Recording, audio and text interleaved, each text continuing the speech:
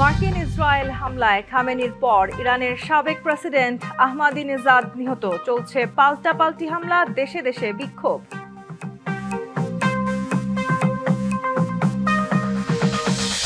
খামেনির অবস্থান শনাক্ত করে সিআইএ। ৩০টি বোমা ছুড়ে হত্যা করে ইসরায়েল। হামলা করতে ট্রাম্পকে তদবির করেন সৌদি যুবরাজ।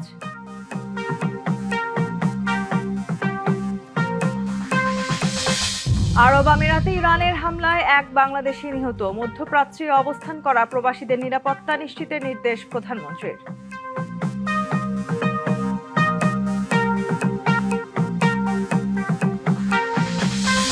মধ্যপ্রাচ্যের সংঘাতে চরম জ্বালানি সংকটের শঙ্কায় বাংলাদেশ। নিত্যপণ্যের দাম হবে ঊর্ধ্বমুখী, চাপে পড়বে আর্থিক খাত।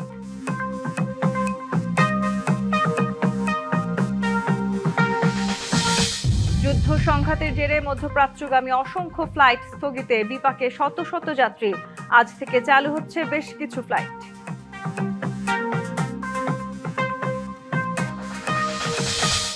সশস্ত্র বাহিনী কবে ব্যারাকে ফিরবে? শিগগিরই সরকারের উচ্চ পর্যায়ের সিদ্ধান্ত। শীর্ষ সন্ত্রাসী ও চাঁদাবাজের তালিকা হয়েছে।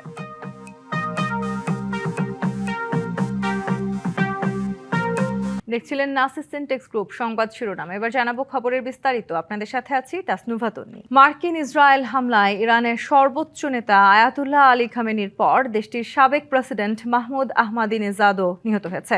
চলছে পাল্টাপাল্টি হামলা। শত্রুদের বিরুদ্ধে কঠোর হামলা চলবে বলে হুঁশিয়ারি দিয়েছেন ইরানের প্রেসিডেন্ট মাসুদ পেজেশকিয়ান। এদিকে সংযুক্ত আরব আমিরাতে ইরানের বিমান হামলায় এক বাংলাদেশি সহ ৩ জন নিহত হয়েছেন। হামলায় ইসরায়েল ও কাতারেও হতাহতের খবর পাওয়া গেছে।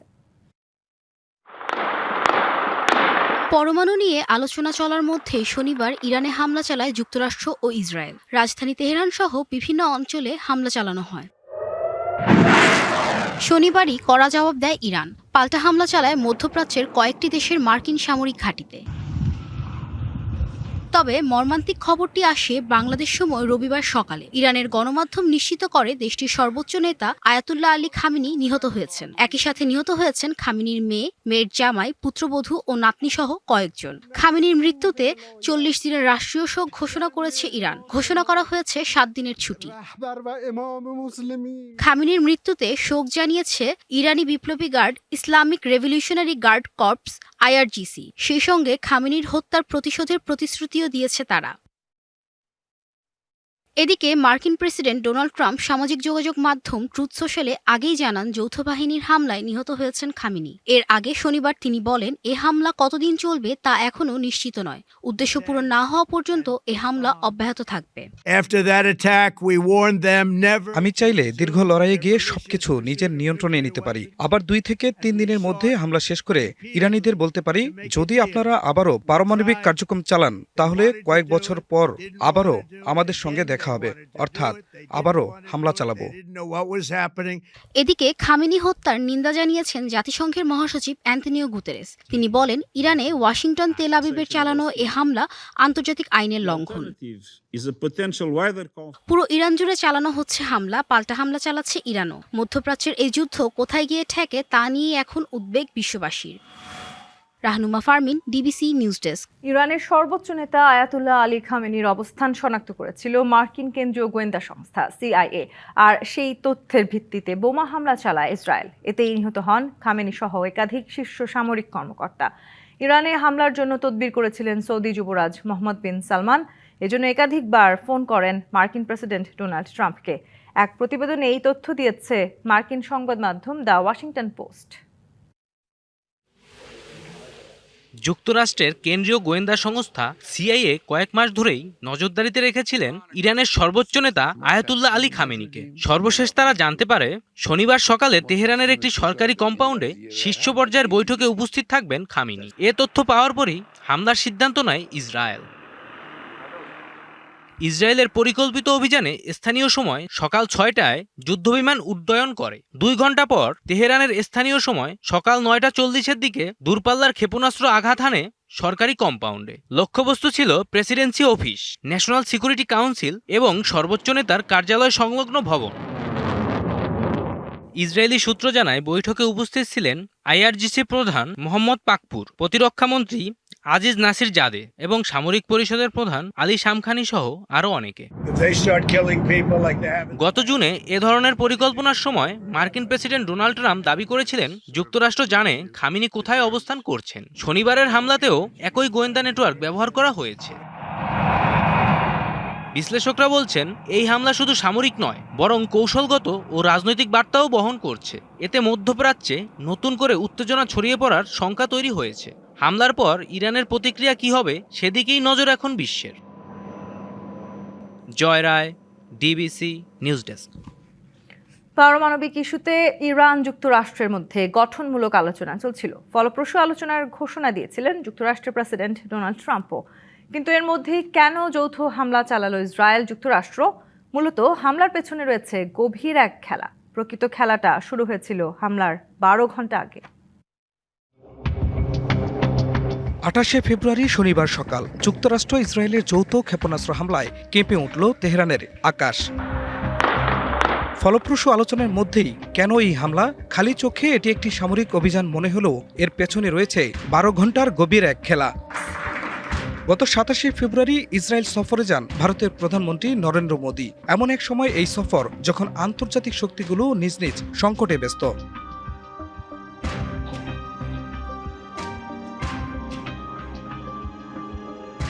অন্যদিকে পাকিস্তান ব্যস্ত আফগানিস্তানের হামলা নিয়ে। এসব ঘটনা আলাদা মনে হলেও এর পেছনে রয়েছে গভীর ষড়যন্ত্র। ইসরায়েলের প্রধানমন্ত্রী নেতানিয়াহু ও দেশটির গোয়েন্দা সংস্থা মোসাদ ভারতের সাথে দুটি বিষয়ে আলোচনা করে।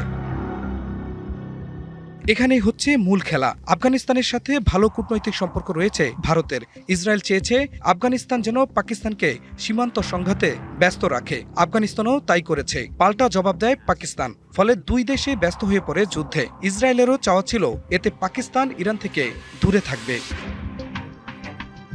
এদিকে ইরানের শক্তিশালী মিত্র বিশ্বের দ্বিতীয় পরাশক্তি রাশিয়া ব্যস্ত ইউক্রেনে যুদ্ধ নিয়ে। আর দেশটির আরেক বন্ধুরাষ্ট্র চীন প্রকাশ্যে শান্তির পক্ষে অবস্থান নিয়েছে। অন্যদিকে মধ্যপ্রাচ্যের দেশগুলো সরাসরি সংঘাতে জড়াতে অনাগ্রহী। ফলে বিশ্লেষকদের একাংশের মতে কৌশলগতভাবে চাপে পড়ে যায় তেহরান। ফলে ইরানের পাশে দাঁড়ানোর মতো কেউ রইল না। নরেন্দ্র মোদীর ইসরায়েল সফর, পাকিস্তানে আফগানিস্তানের হামলা পাল্টে দিয়েছে যুদ্ধের ময়দানের চিত্র। গত জুনে ইসরায়েল ইরান যুদ্ধে ইরানের পাশে দাঁড়িয়েছিল পাকিস্তান, কিন্তু এবার ইসরায়েল নিশ্চিত করল ইতিহাস আর ফিরে আসবে না। খান মোহাম্মদ মুকুল, ডিবিসি নিউজ ডেস্ক। ইরানের লিডারশিপ কাউন্সিলে অন্তর্বর্তী নেতৃত্ব পরিষদে আইনজ্ঞ সদস্য হিসেবে নিয়োগ পেয়েছেন আলী রেজা রাফি। এক্সপিডিয়েন্সি ডিসার্নমেন্ট কাউন্সিলের মুখপাত্র মোহসেন দেহনাভি এই তথ্য নিশ্চিত করেছেন। আয়াতুল্লাহ আলী খামেনি নিহত হওয়ার পর দেশটির প্রেসিডেন্ট, বিচার বিভাগের প্রধান এবং গার্ডিয়ান কাউন্সিলের একজন আইনবিদকে নিয়ে একটি অস্থায়ী নেতৃত্ব পরিষদ গঠন করা হয়। এই পরিষদে দায়িত্ব পালন করবেন প্রেসিডেন্ট মাসুদ পেজেশকিয়ান, প্রধান বিচারপতি গোলাম হোসেইন মোহসেনি এজেই এবং আলী রেজা রাফি। যুক্তরাষ্ট্র ও ইসরায়েলের যৌথ অভিযানে নিহত হয়েছেন ইরানের রাজনীতির গত 3 দশকের আলোচিত শাসক আয়াতুল্লাহ আলী খামেনি। মধ্যপ্রাচ্যের অন্যতম প্রভাবশালী এই নেতার মৃত্যুতে শুধু ইরান নয়, শঙ্কায় পুরো মধ্যপ্রাচ্যের রাজনীতি। বিশেষ করে ইসরায়েল ও যুক্তরাষ্ট্রের সাথে চরম উত্তেজনার মধ্যে খামেনির মৃত্যু তেহরানের জন্য বিশাল শূন্যতা। এখন প্রশ্ন, কে হবেন ইরানের পরবর্তী সর্বোচ্চ নেতা? পারমাণবিক ইস্যুতে যুক্তরাষ্ট্র ইরানের চলমান আলোচনার মধ্যেই যৌথ সামরিক অভিযান শুরু করেছে যুক্তরাষ্ট্র ও ইসরায়েল। এই হামলায় নিহত হয়েছেন ইরানের সর্বোচ্চ ধর্মীয় নেতা আয়াতুল্লাহ আলী খামেনি। তার মৃত্যুতে চলমান সংকটে দেশটিতে দেখা দিয়েছে নেতৃত্বের শূন্যতা। ইরানের সংবিধান অনুযায়ী নতুন নেতা নির্বাচনের দায়িত্ব 88 জন ধর্মতাত্ত্বিকের সমন্বয়ে গঠিত অ্যাসেম্বলি অব এক্সপার্টসের। এই কাউন্সিল গোপন ব্যালটের মাধ্যমে পরবর্তী সুপ্রিম লিডার বেছে নেবেন।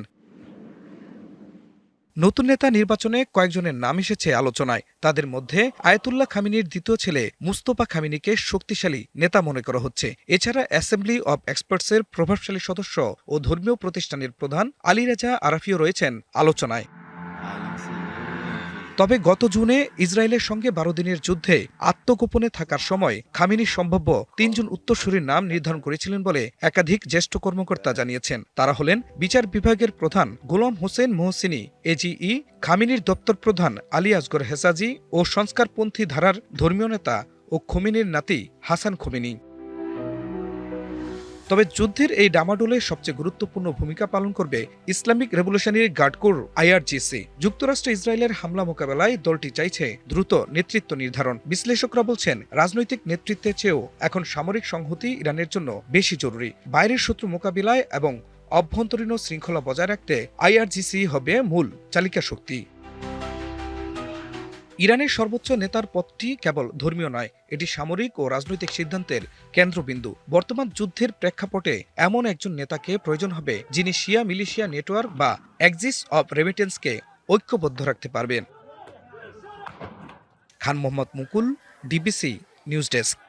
ইরানে হামলার ঘটনায় সেখানে অবস্থানরত বাংলাদেশি নাগরিকদের নিরাপত্তা নিয়ে গভীর উদ্বেগ প্রকাশ করেছে সরকার।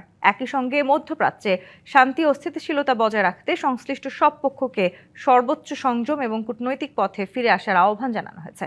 পররাষ্ট্র মন্ত্রণালয়ের সংবাদ বিজ্ঞপ্তিতে আরও বলা হয়, শত্রুতা অব্যাহত থাকলে আঞ্চলিক শান্তি, স্থিতিশীলতা ও বেসামরিক নাগরিকের জীবন আরও বিপন্ন হবে। মতপার্থক্য নিরসনে সংলাপ ও কূটনীতির পথে ফিরে আসার উপর গুরুত্ব আরোপ করেছে সরকার। বিবৃতিতে বাহরাইন, ইরাক, জর্ডান, কুয়েত, কাতার, সৌদি আরব ও আরব আমিরাতের সার্বভৌমত্ব লঙ্ঘনের নিন্দা জানানো হয়। যুদ্ধ পরিস্থিতিতে মধ্যপ্রাচ্যে অবস্থান করা বাংলাদেশি নাগরিকদের নিরাপদে রাখতে সংশ্লিষ্টদের নির্দেশ দিয়েছেন প্রধানমন্ত্রী তারেক রহমান। এজন্য প্রয়োজনীয় উদ্যোগ নিতে বলেছেন তিনি। সচিবালয়ে পররাষ্ট্রমন্ত্রী ও উপদেষ্টাদের সঙ্গে বৈঠকে এই নির্দেশ দেন তিনি। সংকটের কারণে আন্তর্জাতিক বাজারে জ্বালানি তেলের বাজার ঊর্ধ্বমুখী হলেও দেশের বাজারে তার প্রভাব পড়বে না বলেও জানানো হয়েছে। রবিবার সপ্তাহের শুরুর দিনে সকালে সচিবালয়ে নিজ দপ্তরে দিনের কার্যক্রম শুরু করেন প্রধানমন্ত্রী তারেক রহমান।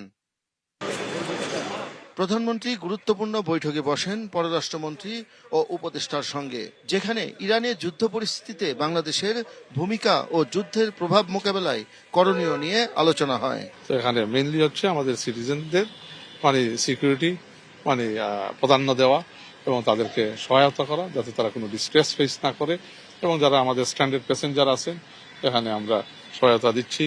এদিকে ইরান ইসরায়েল ইস্যুতে বাংলাদেশের নাগরিকদের নিরাপত্তা নিয়ে মধ্যপ্রাচ্যের দেশগুলোর প্রতিনিধি দলের সাথে বৈঠক করেন পররাষ্ট্র সচিব আসাদ আলম সিয়াম। বৈঠকে ফ্লাইট বাতিল হওয়া, আটকে পড়ারা যেন ভিসা নিয়ে সংকটে না পড়ে সেজন্য তাদের সহযোগিতা চাওয়া হয়। আর মধ্যপ্রাচ্যের যুদ্ধ পরিস্থিতিতে প্রবাসী শ্রমিকদের বিষয়ে সরকার সর্বোচ্চ গুরুত্ব দিয়ে কাজ করছে বলে জানিয়েছেন প্রবাসী কল্যাণ প্রতিমন্ত্রী। গতকাল কি প্রধানমন্ত্রী প্রবাসী কল্যাণ ও বৈদেশিক কর্মসংস্থান মন্ত্রণালয়ের সংশ্লিষ্ট মন্ত্রী, প্রতিমন্ত্রী, গুরুত্বপূর্ণ ব্যক্তিদেরকে দিক নির্দেশনা দিয়েছেন ফরেন মিনিস্ট্রিকে এটার সাথে কানেক্ট করে জয়েন্টলি কাজ করে প্রথম হচ্ছে আমাদের দেশের নাগরিক যারা এই অ্যাফেক্টেড দেশগুলোতে আছে তাদেরকে নিরাপদ আশ্রয়ের জন্য সহযোগিতা করা। মধ্যপ্রাচ্যের সমস্যা কূটনৈতিক তৎপরতা ও আলোচনার মাধ্যমে সমাধানের জন্য আন্তর্জাতিক মহলের প্রতি আহ্বান জানিয়েছেন বাংলাদেশ। শাহ ইমন, DBC নিউজ, ঢাকা। মধ্যপ্রাচ্যে যুক্তরাষ্ট্র ইরান অস্থিরতা 10 থেকে 15 দিনের বেশি স্থায়ী হলে চরম জ্বালানি সংকটে পড়বে বাংলাদেশ। একই সাথে বহুগুণ বাড়বে আর্থিক চাপ। এছাড়া জ্বালানি সহ সব নিত্যপণ্যের দাম হবে ঊর্ধ্বমুখী। এমন পরিস্থিতিতে লাগাম টানতে হবে বাজার সিন্ডিকেটের, নয়তো রাষ্ট্র অকার্যকর হওয়ার ঝুঁকি আছে। টেকসই সমাধানের জন্য মজুদ সক্ষমতা বাড়ানো, আমদানি নির্ভরতা কমানো এবং বিকল্প জ্বালানি ব্যবস্থার পরামর্শ বিশ্লেষকদের। দেশের জ্বালানি চাহিদার 65 থেকে 70% আমদানি নির্ভর। এর বেশিরভাগ অপরিশোধিত জ্বালানি তেল, LNG এবং LPG। এর বড় অংশ আমদানি হয় মধ্যপ্রাচ্য, কাতার, সৌদি আরব, ওমান থেকে। বছরের পর বছর চরম জ্বালানি সংকটে দেশ। যুক্তরাষ্ট্র ও ইরানের সংঘাতে জ্বালানি পরিবহন বন্ধ হয়ে যাবার শঙ্কা করা হচ্ছে। পরিস্থিতি সেরকম হলে আরও প্রকট হতে পারে দেশের জ্বালানি এবং আর্থিক খাত, এমন অভিমত বিশেষজ্ঞদের। আমরা কিন্তু কিছুদিন আগে লক্ষ্য করেছি যে সাপ্লাই ডিসরাপশন কিভাবে হতে পারে, সেটা LPGর ক্ষেত্রে হয়েছে। এমন আমদানি নির্ভর দেশ হয়ে গেছি এবং আমাদের ডিমান্ডটা এত বেড়ে গেছে যে একটু এদিক ওদিক হলেই কিন্তু আমাদের সমস্যা দেখা দিবে, এবং তাই হচ্ছে। জাহাজ চলাচল নিয়ন্ত্রিত হলে, বন্ধ না হলেও জাহাজ ভাড়া বেড়ে যাবে। জ্বালানি তেলের দাম, কয়লার দাম, LPGর দাম, গ্যাসের দাম সবই বেড়ে যাবে। তো বেড়ে গেলে আমরা সেই বাড়তি পয়সা কোত্থেকে দেব? টেকসই সমাধানের জন্য মজুদ সক্ষমতা বাড়ানো এবং বিকল্প জ্বালানি ব্যবস্থা করার তাগিদ দিয়েছেন তারা। যে কোনো জিনিস আমরা যেটা সাপ্লাই দিব মার্কেটে, সেটার যথেষ্ট মজুদ দেশে রেখে কাজ করতে হয়, এইটাই নিয়ম। তা আমরা এতদিন পর্যন্ত যেভাবে এসে চলেছি সেটা চিন্তা করলে চলবে না, কারণ আমরা এখন আমদানি নির্ভর দেশ হয়ে গেছি। এ যাবৎ দেখেছি যে এই সমস্ত জ্বালানি তেল বা বলেন বিদ্যুৎ, এ সমস্ত দাম বাড়লে সরকারের আয় বাড়ে। সরকার ব্যবসায়ীদের মতো হয়ে গেছে, অসাধু ব্যবসায়ীদের মতো সরকারের এখন এই অবস্থায় সরকারের সেই চরিত্রের পরিবর্তন আনতে হবে। একই সাথে জ্বালানি খাতে অসাধু ব্যবসায়ীদের দৌরাত্ম্য কমানোর পরামর্শ তাদের। এখানকার বাজার ওই অজুহাতে কিভাবে বাড়ানো হয়, আমরা সবাই, সরকার থেকে সবাই, রাষ্ট্র কার্যকর হয়ে যাবে। Yusuf Rana, DBC news, Dhaka. মধ্যপ্রাচ্যের যুদ্ধে আঁচ লেগেছে বাংলাদেশে। মধ্যপ্রাচ্যগামী অসংখ্য ফ্লাইট স্থগিত করা হয়েছে, কিছু ফ্লাইট আজকে ছেড়ে যাওয়ার কথা রয়েছে। পরিস্থিতি জানাতে শাহজালাল আন্তর্জাতিক বিমানবন্দর থেকে যুক্ত হচ্ছেন সহকর্মী শুভ খান। শুভ, মধ্যপ্রাচ্যগামী বেশ কয়েকটি ফ্লাইট আজ ছেড়ে যাওয়ার কথা রয়েছে, সেই ফ্লাইটগুলো ছেড়ে গেছে কিনা, সবশেষ কি তথ্য আছে আপনার কাছে বিমানবন্দর থেকে? জি, আসলে আপনি যেমনটি বলছিলেন, বিকাল থেকে কিন্তু বাংলাদেশ বিমান এয়ারলাইন্সের থেকে একটি তথ্য জানানো হয়েছে যে 3টি দেশ বাদে, মধ্যপ্রাচ্যের 3টি দেশ বাদে, দোহা, আবুধাবি, আরব আমিরাত, 3টি দেশ বাদেই আসলে বাংলাদেশ বিমানের প্রত্যেকটি দেশেই তাদের বিমান স্বাভাবিকভাবে যেভাবে চলাচল করে সেটি চলাচল করবে, সেটি জানানোর পর থেকে কিন্তু এই মুহূর্তে আপনাকে আমি এয়ারপোর্টের চিত্র দেখাই যে বিকাল থেকে কিন্তু এই খবর প্রকাশের পর থেকে কিন্তু এয়ারপোর্টে আসলে যাত্রীদেরকে আনাগোনা দেখছে এবং বাংলাদেশ বিমানের যারা যাত্রী রয়েছে সে সকল যাত্রীরা কিন্তু আসছে। অন্যান্য এয়ারলাইন্স বন্ধ রয়েছে, এখনও কোনো বিমান ছেড়ে গেছে কিনা সে বিষয়ে আসলে এখনও আমরা জানতে পারিনি। তবে আমরা যাত্রীদের সাথে যদি একটু কথা বলি, ভাই, যেহেতু বিমান গতকালকে আজকে বন্ধ ছিল, বিকাল থেকে চালু হয়েছে বাংলাদেশ বিমান, আপনার কি সমস্যায় ভুগতে হয়েছে? না, আমার সমস্যা অনেক যাত্রী ভুগতে করে। আমি আসছিলাম রাত্রে, এখন ফেলার উপর। রাতে আসছিলেন? এখন বাংলাদেশ বিমানে? হ্যাঁ, বাংলাদেশ বিমান।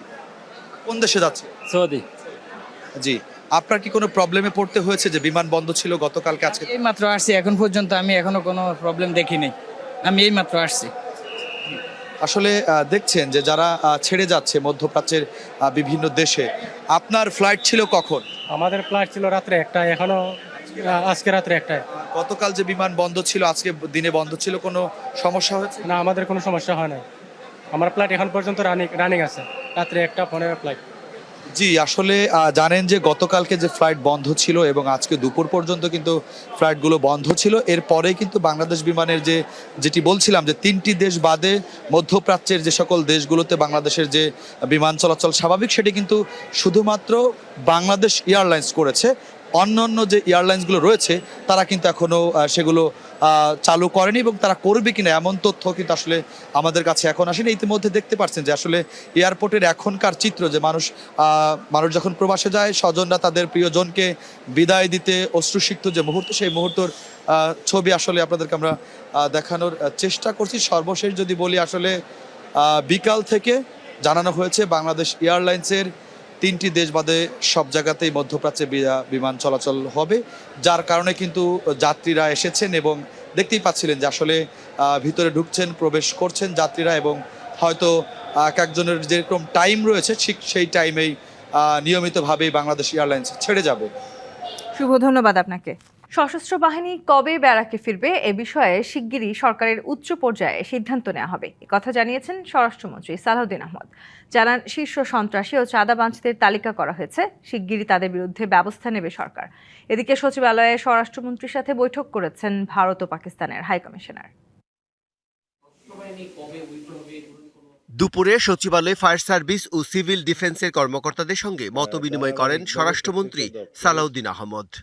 জুলাই জাতীয় সনদের পরে স্বরাষ্ট্রমন্ত্রী সাংবাদিকদের জানান, জননিরাপত্তা নিশ্চিতে সারা দেশে বাকি থাকা 27টি উপজেলায় ফায়ার স্টেশন বসাতে একটি প্রকল্প হাতে নিতে সংস্থাটিকে নির্দেশনা দেওয়া হয়েছে। ফায়ার ফাইটার এবং গাড়ি চালক আর অন্যান্য কিছু পদ আছে, এগুলো হয়তো আরো কয়েকশো জনবল নিয়োগ হবে, প্রায় 250। গণমাধ্যম কর্মীদের প্রশ্নের জবাবে স্বরাষ্ট্রমন্ত্রী জানান, সশস্ত্র বাহিনী কবে ব্যারাকে ফিরে যাবে সে ব্যাপারে সরকারের উচ্চ পর্যায়ে সিদ্ধান্ত হবে। কিন্তু সরকারের যে আগের নির্দেশনা অনুসারে পরবর্তী নির্দেশ না দেওয়া পর্যন্ত সশস্ত্র বাহিনী যেভাবে মাঠে ছিল উইথ ম্যাজিস্ট্রিয়াল পাওয়ার সেভাবেই আছে। এই মেয়াদটা কবে শেষ হবে আমার এখন জানা নাই, দেখতে হবে। তা আমরা এটা সরকারের উচ্চ পর্যায়ে আলোচনা করে আমাদেরকে নির্ধারণ করতে হবে যে সশস্ত্র বাহিনী আর কতদিন মাঠে থাকবে। আইন শৃঙ্খলা পরিস্থিতি দৃশ্যমান উন্নতি হয়েছে দাবি করে স্বরাষ্ট্রমন্ত্রী বলেন, চট্টগ্রামের ঘটনায় সন্ত্রাসীদের চিহ্নিত করা হয়েছে এবং শিগগিরই অভিযান শুরু হবে। বাংলাদেশে যত শীর্ষ সন্ত্রাসী আছে, এরকম যত চাঁদাবাজ আছে, তারা অতি অবশ্যই যাতে আইনের আওতায় আসে, ধৃত হয়, সেই ব্যবস্থা আমরা খুব দ্রুত নেব। আমি আমাদের পরিকল্পনাটা এখানে এখনই ফাঁস করতে চাই না। এদিকে পাকিস্তানের হাই কমিশনার ইমরান হায়দার এবং ভারতীয় হাই কমিশনার প্রণব কুমার ভার্মা সচিবালয়ে সৌজন্য সাক্ষাৎ করেন স্বরাষ্ট্রমন্ত্রীর সাথে। সিকিউরিটি অ্যাসপেক্টগুলো নিয়ে তারা কথা বলতে এসেছিলেন। আলাদা বৈঠকে দুই দেশের বাণিজ্য, ভিসা প্রক্রিয়া এবং পারস্পরিক সম্পর্ক উন্নয়ন নিয়ে আলোচনা হয়েছে বলে জানান স্বরাষ্ট্রমন্ত্রী। একমত হয়েছে যে বিজন কুমার দাস, ডিবিসি নিউজ, ঢাকা। সংসদকে সংস্কার পরিষদের রূপ দিতে হবে বলে মন্তব্য করেছেন এনসিপির আহ্বায়ক ও বিরোধী দলীয় চিফ হুইপ নাহিদ ইসলাম। রাষ্ট্রপতিকে অভিশংসন করে গ্রেপ্তারের দাবি তার। আর এই সরকার গণতন্ত্র পুনরুদ্ধারের চেষ্টাকে বৃদ্ধাঙ্গুলি দেখিয়েছে বলে মন্তব্য করেছেন এনসিপির অন্য শীর্ষ নেতারা। রাজধানীতে এক ইফতার মাহফিলে এসব মন্তব্য করেন তারা। রাজধানীর কৃষিবিদ ইনস্টিটিউটে ইফতার মাহফিলের আয়োজন করে জাতীয় নাগরিক পার্টির অঙ্গ সংগঠন জাতীয় যুব শক্তি। এতে দলটির বিভিন্ন ওয়ার্ড, থানা, জেলা ও কেন্দ্রীয় নেতারা উপস্থিত ছিলেন। ইফতারের আগে সংক্ষিপ্ত আলোচনায় বিভিন্ন পর্যায়ের নেতারা বলেন, জুলাই সনদ বাস্তবায়নে গরিমসি, গাদ্দারি ও বিশ্বাসঘাতকতার শামিল। সাম্য, মানবিক মর্যাদা ও ন্যায় বিচারের রাষ্ট্র চান তারা। জুলাই বিপ্লবের সবচেয়ে বড় বেনিফিশিয়ারি হলো বিএনপি।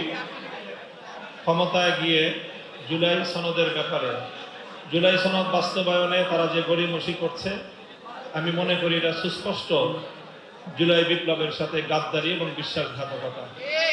রক্তের সঙ্গে গাদ্দারি করলে তারা কোনোদিনও সফল কাম হতে পারবে না। আমরা তরুণদের জন্য একটি সাম্য, মানবিক মর্যাদা এবং ন্যায় বিচারের রাষ্ট্র চাই। সরকারকে সংসদের প্রথম অধিবেশনের আগেই সংস্কার পরিষদের শপথ গ্রহণ করার আহ্বান জানান এনসিপির শীর্ষ নেতারা। আপনারা প্রমাণ করুন যে আপনারা বাংলাদেশের জনগণের পক্ষে এবং গণভোটে যে 70% জনগণ বিপুল ভোটে হ্যাঁ ভোটকে জয়ী করেছে, তাদের প্রতি সম্মান রেখে তাদের সাথে প্রতারণার আশ্রয় না নিয়ে আপনাদেরকে আমাদের আহ্বান থাকবে, আপনারা সংবিধান সংস্কার পরিষদের শপথ গ্রহণ করবেন। দলের আহ্বায়ক ও বিরোধী দলীয় চিফ হুইপ নাহিদ ইসলাম বলেন, রাষ্ট্রপতিকে অভিশংসন করে গ্রেফতার করতে হবে আর সংসদকে সংস্কার পরিষদে রূপ দিতে হবে। এই নির্বাচন, এই সংসদ জুলাই গণ অভ্যুত্থানের ধারাবাহিকতা, পূর্ববর্তী অন্তর্বর্তী সরকারের ধারাবাহিকতা হিসেবেই দেখতে হবে এবং সংসদকেও অবিলম্বে সংস্কার পরিষদ হিসেবে ঘোষণা করতে হবে, শপথ নিতে হবে এবং যেই ফ্যাসিস্ট যেই রাষ্ট্রপতি, সেই রাষ্ট্রপতির অভিশংসন করে তাকে গ্রেফতারের আওতায় আনতে হবে। আমরা কোনো ফ্যাসিস্টদের চিহ্ন এই বাংলাদেশে রাখবো না। বিচার ও সংস্কারের দাবিতে অটল থাকতে হবে জানিয়ে নাহিদ ইসলাম বলেন, জুলাই হত্যাকাণ্ডের বিচার নিশ্চিতের পরই শোনা হবে অন্য কথা। আমাদের অবশ্যই বিচার সংস্কারের দাবিতে অটল থাকতে হবে। Hasan Al Mamun, DBC news, Dhaka. একদিকে ভেসে আসছে মাগরিবের আজানের ধ্বনি, নগরবাসী ছুটছে ঘরে ফিরে প্রিয় মানুষের সাথে ইফতার করতে, কিন্তু সড়কে যারা শৃঙ্খলা রক্ষা করতে অক্লান্ত পরিশ্রম করে যাচ্ছেন, সেই ট্রাফিক পুলিশ সদস্যদের যাওয়ার উপায় নেই। যানবাহনের চাপ সামলে রাস্তার পাশেই ইফতার করছেন পুলিশের সদস্যরা। রাজধানীতে রমজানে দুপুরের পর থেকেই সড়কে নামে ব্যস্ততা। ইফতারের আগ পর্যন্ত থাকে সড়কের এই চাপ, আর তা সামলাতেই ব্যস্ত থাকে ট্রাফিক পুলিশ সদস্যরা। সন্ধ্যায় যেখানে নগরবাসীর বাসায় ফেরার ব্যস্ততা, সেখানে সড়কেই দায়িত্ব পালন করতে করতে তাদের সারতে হয় ইফতার। যদিও দায়িত্ব পালন নিয়ে বিন্দুমাত্র অভিযোগ নেই ট্রাফিক পুলিশের। যখন ইফতারির সময় হয় আমরা শুধু পানিটা মুখে দিয়ে আমরা রোডে থাকি, এই ব্যাপারে আমাদের কোনো অবজেকশন নাই। আমরা কষ্ট করি যাতে জনগণ সুন্দরভাবে বাসায় ফিরে যায়, ইফতারি করতে পারে। ইফতার আগ পর্যন্ত একটা খুব চাপ থাকে রাস্তায়, তো আমরাও চাই যাতে রাস্তার মানুষ বা যারা বাসায় যায় ইফতার করবে সবাই ঠিকমতো পৌঁছাক। এদিকে ট্রাফিক পুলিশদের এই নিরলস পরিশ্রমের প্রশংসা নগরবাসীর মুখেও। মাঝে মাঝে দেখি হালকা খেজুর বা পানি দিয়েও তারা ইফতার করতেছে, আমরা তাদের এই জিনিসটাকে সাধুবাদ জানাই। তারা তো অনেক পরিশ্রম করে, তাদেরকে আমরা ধন্যবাদ জানাতে চাই। অনেক সময় রাস্তার চাপ কমলে তখন ইফতার করেন বলে জানালেন পুলিশের কর্মকর্তা। সবকিছু মিলিয়ে চারিদিকে চাপ আছে, বাট কোথাও কোনো সিস্টেম লস নাই। আমরা ট্রাফিক ম্যানেজমেন্ট সর্বোচ্চ দিয়ে চেষ্টা করছি যাতে সবাই ইফতারের পূর্বে বাসায় পৌঁছাতে পারে। যখন রাস্তাটা নর্মাল হয় তখন আমরা ইফতার করি। নগরবাসীর ভোগান্তি কমাতে রোজায় যানজট নিরসনে আপ্রাণ চেষ্টা চালাচ্ছে ট্রাফিক পুলিশ। হাসিব পান্থ, ডিবিসি নিউজ, ঢাকা। যুক্তরাষ্ট্র ও ইসরায়েলের যৌথ হামলায় ইরানের সর্বোচ্চ নেতা আয়াতুল্লাহ আলী খামেনি নিহতের খবরে ইরান সহ বিভিন্ন দেশে দেখা দিয়েছে বিক্ষোভ। এবার এর বিপরীত চিত্র দেখা গেছে ইরান, যুক্তরাষ্ট্র সহ বেশ কিছু দেশে। তেহরান থেকে ওয়াশিংটন, খামেনির মৃত্যুতে উত্তাল এখন বিশ্ব রাজনীতি। রুশ প্রেসিডেন্ট ভ্লাদিমির পুতিন বলেছেন, খামেনি হত্যাকাণ্ড আন্তর্জাতিক আইনের সব নীতির লঙ্ঘন। ইরানের সর্বোচ্চ ধর্মীয় নেতা আয়াতুল্লাহ আলী খামেনির মৃত্যুর খবরে শোকে স্তব্ধ গোটা ইরান। প্রিয় নেতা নিহত হওয়ার খবরে রাজধানী তেহরান সহ দেশের বিভিন্ন শহরে রাজপথে নেমে আসে লাখো মানুষ। খামেনির ছবি হাতে আবেগাপ্লুত হয়ে পড়েন অনেকে। যুক্তরাষ্ট্র ও ইসরায়েলের বিরুদ্ধে প্রতিশোধ নেবার দাবি জানান বিক্ষোভকারীরা। খামেনির মৃত্যুতে গভীর শোক জানিয়েছেন রাশিয়ার প্রেসিডেন্ট ভ্লাদিমির পুতিন। এ হত্যাকাণ্ডকে মানবিক নৈতিকতা ও আন্তর্জাতিক আইনের সব নীতির নিষ্ঠুর লঙ্ঘন বলে দাবি করেছেন তিনি।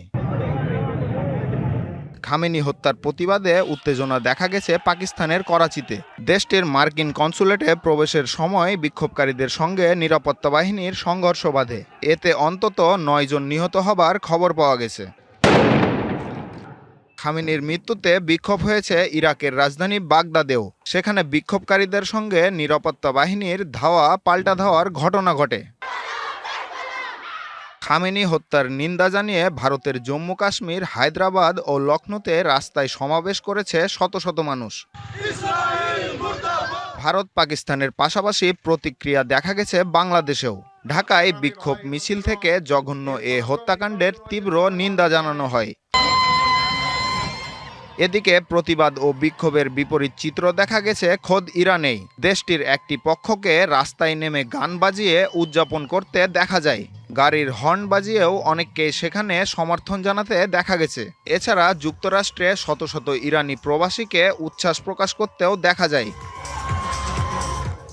খামেনির মৃত্যুতে আনন্দ প্রকাশ করেছেন আর্জেন্টিনার প্রেসিডেন্ট হাবিয়ের মাইলি। খামেনিকে তিনি আধুনিক ইতিহাসের অন্যতম মন্দ, সহিংস ও নিষ্ঠুর ব্যক্তি হিসেবে অভিহিত করেছেন। সামিউল ইসলাম, ডিবিসি নিউজ ডেস্ক। ডিবিসি সংবাদ এই ছিল এখনকার মতো। ডিবিসি নিউজের সংবাদগুলো পড়তে ভিজিট করুন dbcnews.tv আর ভিজিট করুন ডিবিসি নিউজের ফেসবুক পেজ এবং ইউটিউব চ্যানেল। ডিবিসির সঙ্গেই থাকুন।